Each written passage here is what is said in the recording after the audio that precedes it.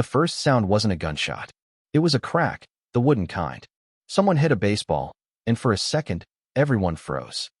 The air on Okinawa that day felt alive and rotten at once, thick with humidity, salt, and the smell of canvas that had soaked up too much sweat.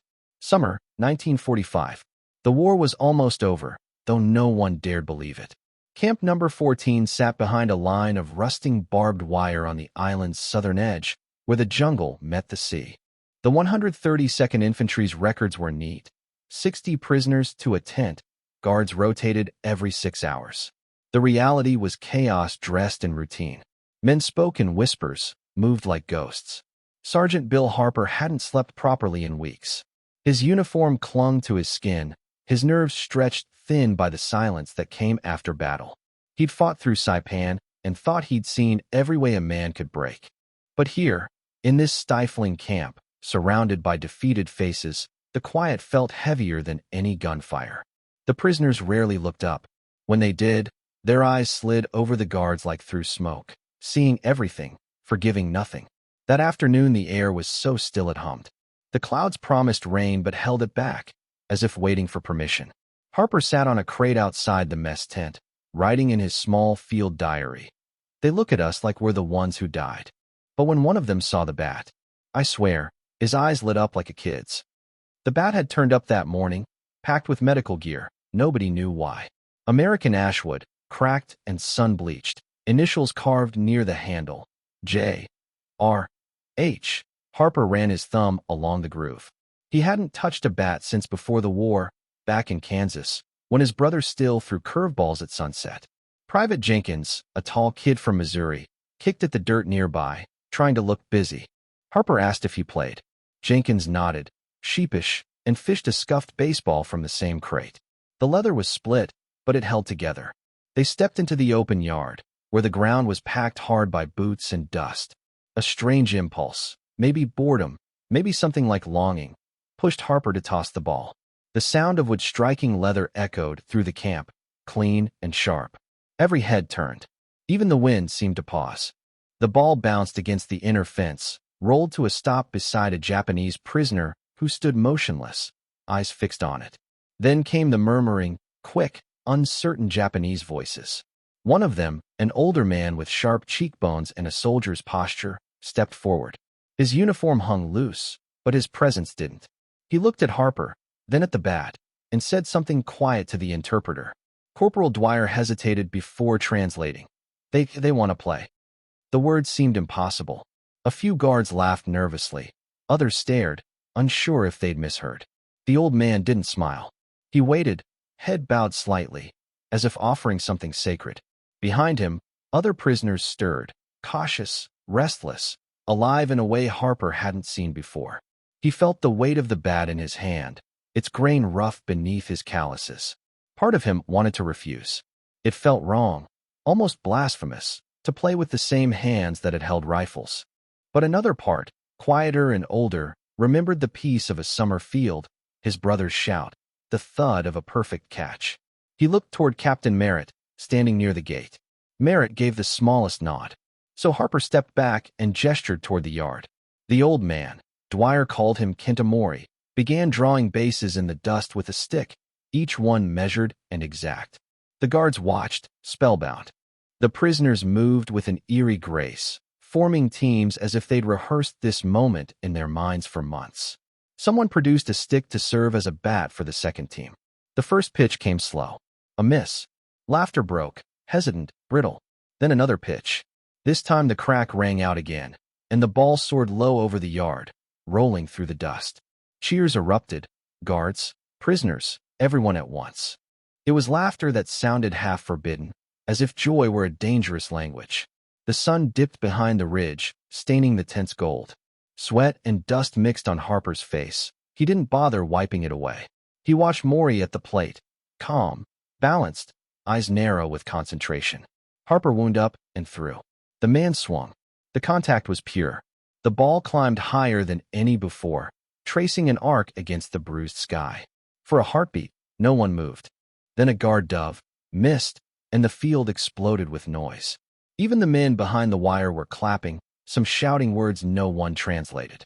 Harper felt something strange rise in his chest. Not victory, not pride, something rawer. Humanity, maybe. The wire didn't look so sharp anymore.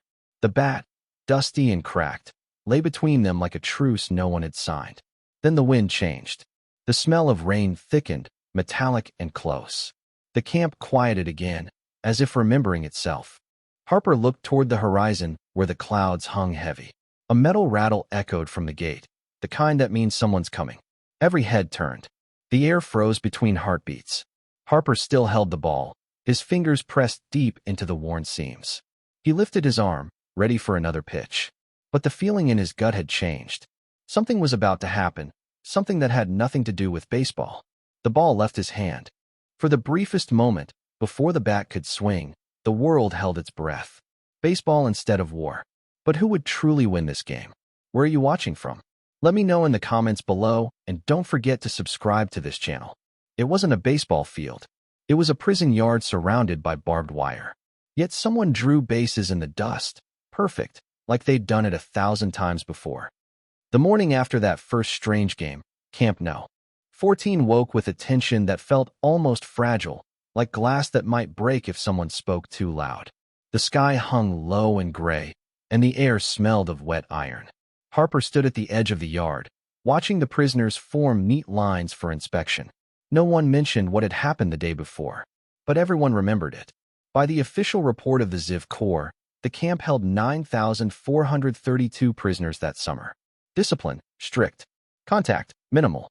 And yet, on the afternoon of June 29th, Captain Robert S. Merritt had authorized something unprecedented: friendly recreation. The report called it, two words so ordinary they hid what it really was. For the first time since the invasion, Japanese prisoners and American soldiers would play together, not fight. The same yard where executions had been whispered about was now marked with a diamond of dust. Someone had drawn it again, exactly as before. The lines were straight, the bases measured with military precision. The bat leaned against a post like a flag without a country. Harper didn't remember volunteering. Maybe no one did. The moment just happened. The teams formed naturally, 14 Americans, 14 Japanese. Kenta Mori, the quiet man with a coach's bearing, was the first to step forward. Dwyer, the interpreter, told Harper that before the war, Mori had trained high school teams in Nagoya. He taught boys, Dwyer said. Not soldiers. Boys. Harper just nodded. The guards gathered, some curious, some uneasy. No one knew if this was allowed or just temporarily forgiven. Jenkins from Missouri laced his boots tighter and muttered, "Guess it's time to see if ghosts can play." The first pitch cut through the heavy air. The sound, that clean pop of leather meeting wood, pulled everyone closer. Even the prisoners at the fence, those who hadn't been chosen, leaned forward as if pulled by gravity. The game began slow, cautious, like a language they were all trying to remember. Harper watched Mori on the mound, his movements smooth, practiced. The man had a pitcher's patience. He wound up, threw, and the ball curved with impossible grace. Jenkins swung and missed. Laughter erupted, not mocking, just alive. The sound startled the guards. It had been weeks since they'd heard laughter that didn't sound forced. Next pitch, contact. The ball skidded into left field, and a barefoot prisoner chased it down, his face splitting into a grin when he made the throw.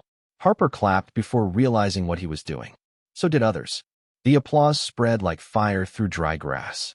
Then something shifted. It stopped being us and them. For a few innings, it was just men and rules and dust. Harper found himself shouting encouragement to a Japanese catcher who made a perfect tag at home. Even Mori smiled when the Americans turned a clean double play. But beneath it all, a different tension built. Harper could feel it in the quiet between innings, the kind that reminded him war wasn't gone, just hiding. He thought of his brother on Saipan, of the telegram that had arrived folded and cold. He tried not to look at Mori too long, but when their eyes met, something unspoken passed. Not peace, not forgiveness, just recognition. Midway through the game, a scuffle broke out. A prisoner slid into second too hard, kicking up dust and hitting the guard covering the base. The guard, Dawson, shoved him back on instinct. The yard froze. No one breathed. The Japanese runner stayed on the ground, palms open. Then Dawson, red-faced, trembling, reached out his hand. The prisoner took it. A collective sigh rolled through the yard. The moment passed, fragile but whole. The game resumed. The crowd, guards, prisoners, cooks, medics, began to sound like a real crowd. They groaned at missed catches, cheered at hard hits. One American handed a canteen to a Japanese runner between innings. Someone from the kitchen brought coffee. For an hour, the camp forgot itself. As the light faded, Harper stepped up to pitch again. Maury came to bat, barefoot, eyes calm. The yard quieted. Harper threw low and fast. Maury swung. The sound cracked through the camp like lightning. The ball shot toward the far fence, bounced once, and tangled in the wire.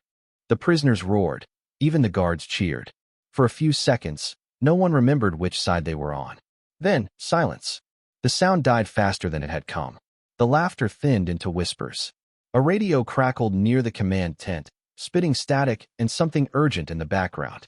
Merritt, the captain, turned sharply, his expression hardening. The interpreter froze midword. The crowd began to sense it. The change in air pressure, the way the guards suddenly stiffened. Jenkins dropped his glove. From the direction of the coast came a faint mechanical buzz. Planes, maybe, or something worse. The ball still hung in the wire, spinning slowly. Merritt shouted for silence. The wind shifted, carrying the smell of smoke from somewhere beyond the ridge. No one moved. The game was over, though no one had called it.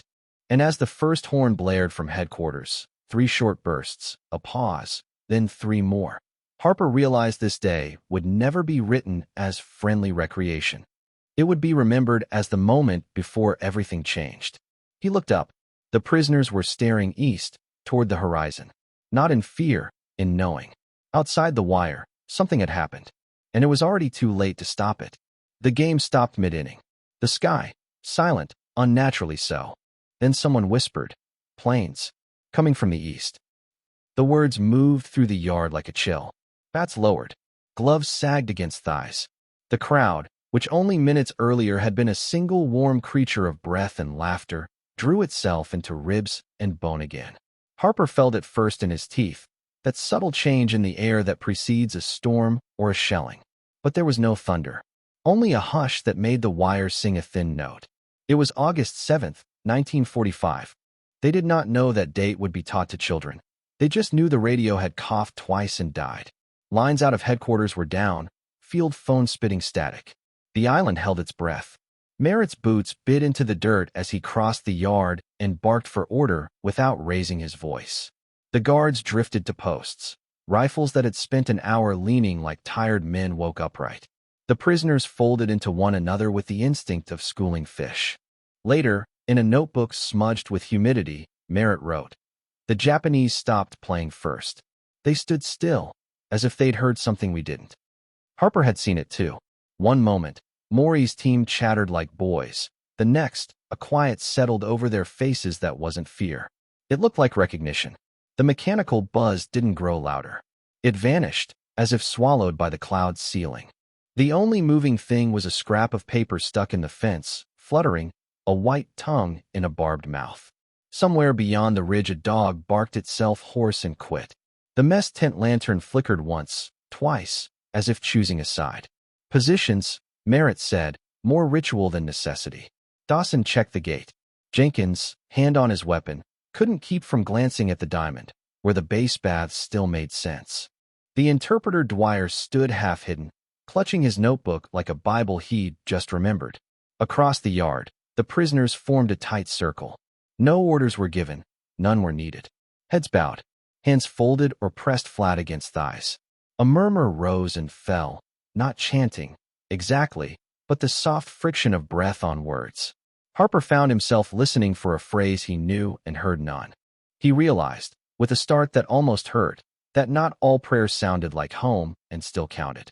Maury stepped away from the circle and approached the line that wasn't a line, the invisible border inside the fence. Rain gathered at the edges of the world and refused to commit. His feet were bare, his posture unbent. He looked at Harper, not past him. When he spoke, his English came like careful stones placed across a creek. "No more war," he said. "Game over." Harper felt heat rise under his collar that had nothing to do with the weather. His first answer tried to be a joke and died before it reached his tongue. He'd spent 2 years giving nouns to action. Enemy, objective, casualty. And here was a sentence that refused his categories. He nodded because there was nothing else to do that wouldn't break something fragile. Hours lengthened. A field runner arrived, dust-choked, eyes gone wide around a message he couldn't say out loud. He saluted, delivered a folded note, and stood like a boy who had seen a house burn. Merritt read, pressed a thumb hard into his temple, then read again. He did not speak for a long time. When he finally did, it was only to send the runner back and tell the men to stand easy. The words in the note traveled another way, cot to cot, tent to tent, dropping pitch as they went. A city destroyed. One bomb. An entire city. Harper had fought on islands that shrank men down to muscle and luck. He'd seen artillery plow cliffs and leave nothing alive. But a city, not shell by shell, not street by street. A city erased at once was a door he couldn't make himself open. He tried to picture it, and the mind refused. He pictured a boy from Kansas instead, drawing chalk lines on a sidewalk. He pictured his brother's curveball arcing as if gravity had agreed to a truce. The yard looked different by evening. The same diamond lay there, exact and obedient, but it felt like a fossil of a creature that had just walked away. The crowd, the third presence that had made the game possible, had splintered back into individuals with their own quiets. Men cleaned rifles because hands needed tasks. Others wrote letters that would never admit what they were trying to say. Dwyer translated nothing and stood under the awning, trying not to shake. Dawson asked for extra rounds he wouldn't use. On the prisoner's side, bowls clinked softly. Someone hummed a tune so thin it barely existed. A young man with a bandage at his neck traced the base path with his toe, as if confirming it hadn't moved. Maury sat on an upturned crate and stared at his hands, palms up, as though expecting news to have stained them. Night arrived with slow feet. The lanterns made islands of light that refused to touch. Rain finally fell in a scatter, then steadied, beating on the bat where it leaned against a post. Harper wrote in his diary and crossed out half of what he wrote. He put the book away and still felt the ghost of its weight. No order came to resume the game. None came to forbid it. That night, no one slept. The sentence would appear in more than one account later, in different handwriting. It would be true every time. The field was still marked with bases. The rules still lay there, tidy as footprints pointing home. But the world they belonged to, that world was gone. At dawn, the horn would sound again, and something would move in the east. The morning after the game, the field was gone. The storm had taken it, bases, bat, everything. But something else was left behind, a torn flag stuck in the mud. It was August 12, 1945. Typhoon Louise, the meteorologists would later call it. Winds up to 90 miles an hour, sheets of rain thick as curtains, turning the island into a drowning lung. The camp never stood a chance. Canvas ripped loose and whirled like ghosts. The fences groaned and tore. The ocean reached inland and bit at the hill. When the first roofs went, the guards shouted orders no one could hear. Harper woke to the sound of the wind, not like music but like a living thing. A scream dragged through wire.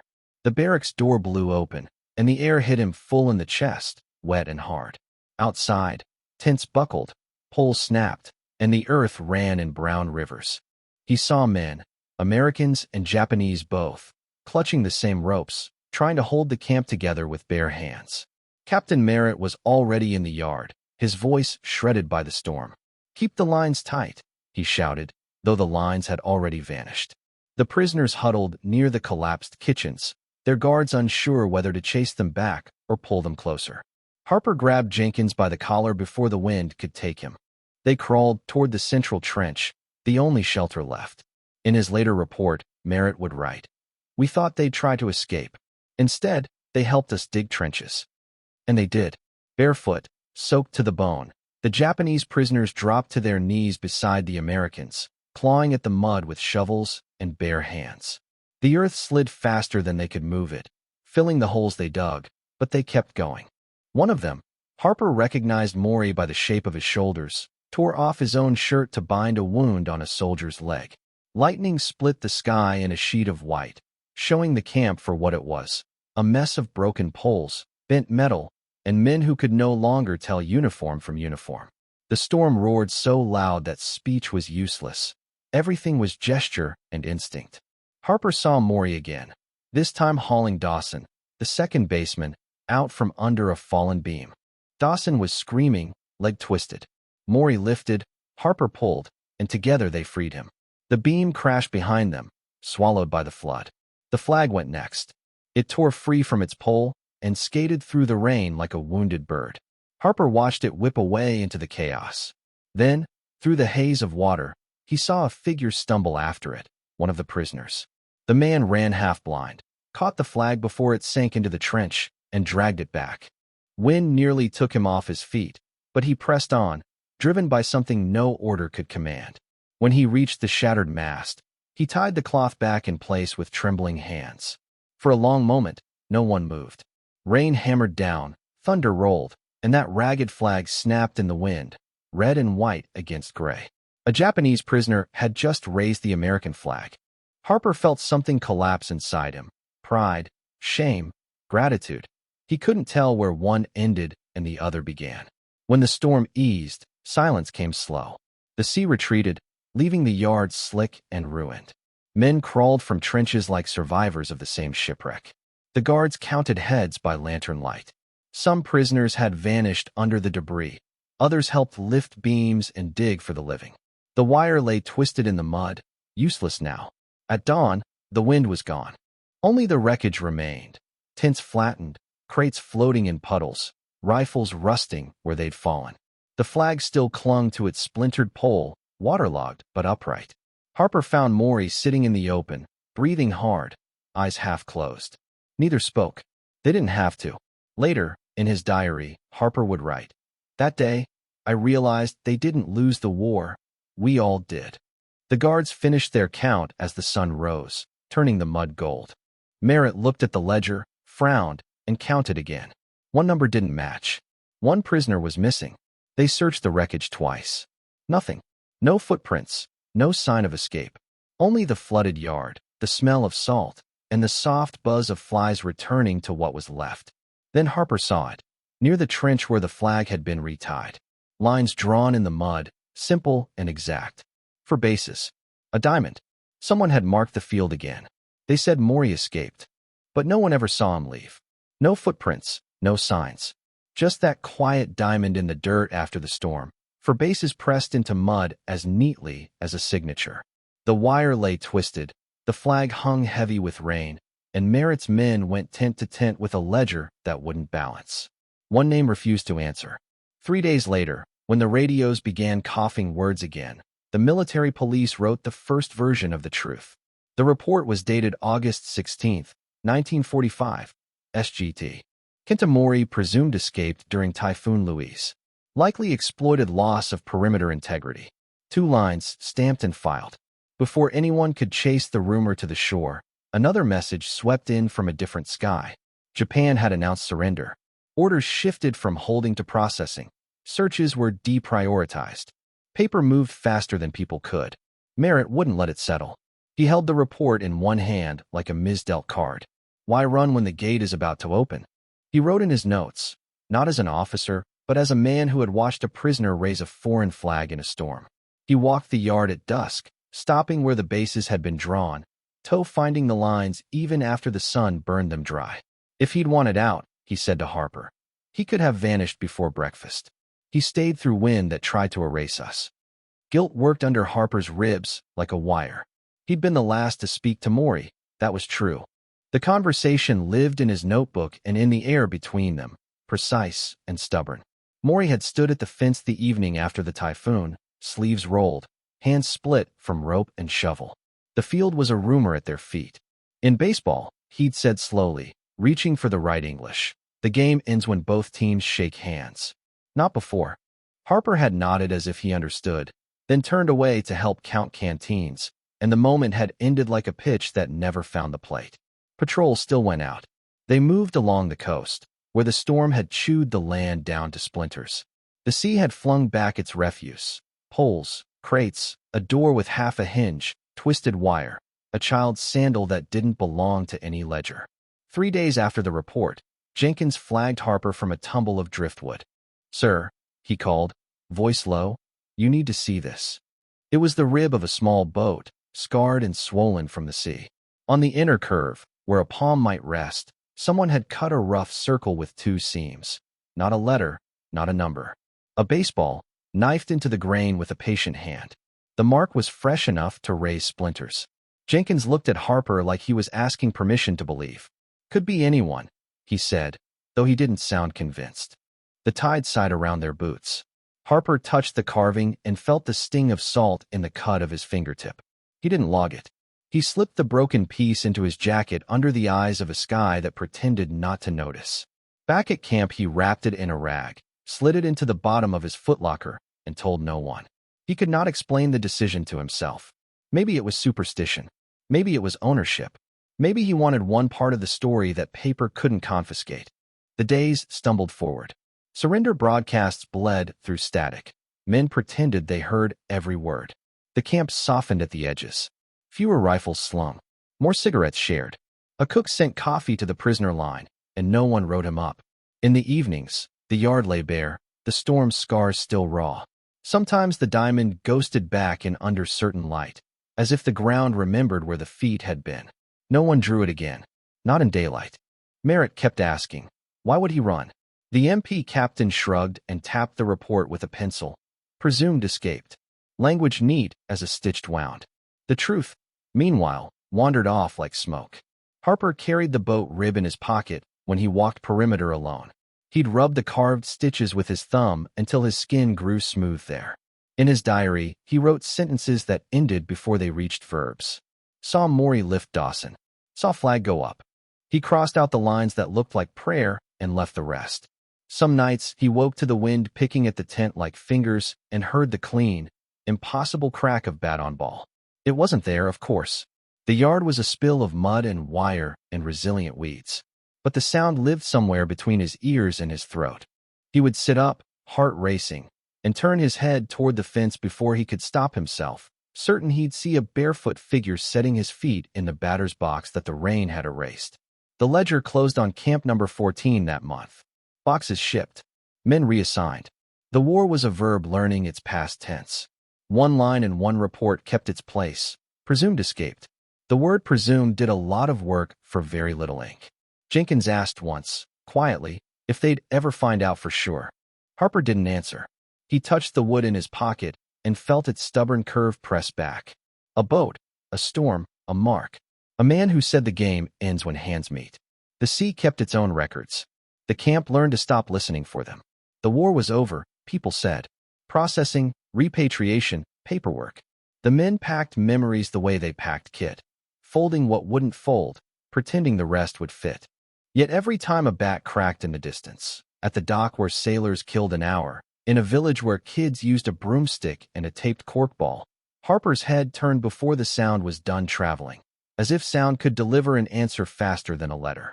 He never saw Maury in that yard again, but the diamond kept showing up, on the edge of his vision, in the pattern of sleeping tents, in the shape the moon made when clouds worried it thin. And once, just before dawn, he found 4 new footprints where home plate would be, pressed so lightly they vanished when the first breeze came. In 1965, a brown envelope arrived at the U.S. Embassy in Tokyo. No return address. Inside, a single black and white photograph. 4 men, smiling on a muddy field. 2 Americans. 2 Japanese. Behind them, a crooked fence and a flag hanging still. And on the back, in shaky English, we finished the game. At first, the clerk thought it was a hoax. But the image had weight, the kind of silence that follows truth. Weeks later, the envelope reached a retired officer in Kansas, Captain Robert Merritt. He opened it at his kitchen table, hands trembling, heart pounding like he was back in the Pacific. A typed note came with it. We thought you should know what happened to Sergeant Kenta Mori. The letter unraveled a 20-year mystery. After Typhoon Louise destroyed Camp No. 14, the surviving prisoners had been transferred to a facility on Kyushu. In the transport records, one name stood out. Mori, Kenta, 3rd Infantry, Nagoya District. He hadn't escaped at all. He'd simply been moved, lost in the shuffle of surrender. From the municipal archives of Nagoya came the rest of the story. Returned home October 1945. Opened youth baseball school, 1946. A small note beneath it read, teaches discipline, fairness, respect. No mention of war. No mention of prison. Just a man and a field.